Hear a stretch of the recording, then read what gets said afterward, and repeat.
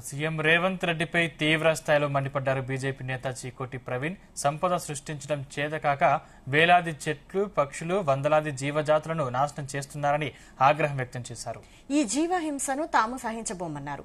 బయోడైవర్సిటీని నాశనం చేసి concrete jungle గా మారుస్తున్నారని ఆరోపించారు. హెచ్సీయూలో జరుగుతున్న విధ్వంసాన్ని ఆపే వరకు ప్రభుత్వంపై పోరాడతామన్నారు. హెచ్సీయూ పరిశీలనకు వెళ్లిన చీకోటి ప్రవీణ్ ను అరెస్టు చేసి స్టేషన్ కు తరలించారు పోలీసులు. రేవంత్ రెడ్డి ప్రభుత్వం అఘాయిత్యాలు, దారుణాలు, దౌర్జన్యాలు మరోసారి రుజువైనది. ఇవాళ ప్రజలు కాంగ్రెస్ పార్టీకి ఓటేసినందుకు సిగ్గుతో తలదించుకునే పరిస్థితి. అలా హెచ్సీయూలో జరుగుతున్న అన్యాయాన్ని ప్రశ్నించేందుకు వచ్చిన నన్ను తీవ్రంగా తోపుసటాటలో గురి చేసి మరి అరెస్ట్ చేయడం జరిగింది.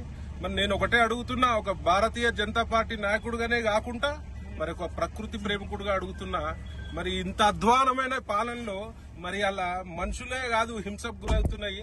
మరి నెమ్మలని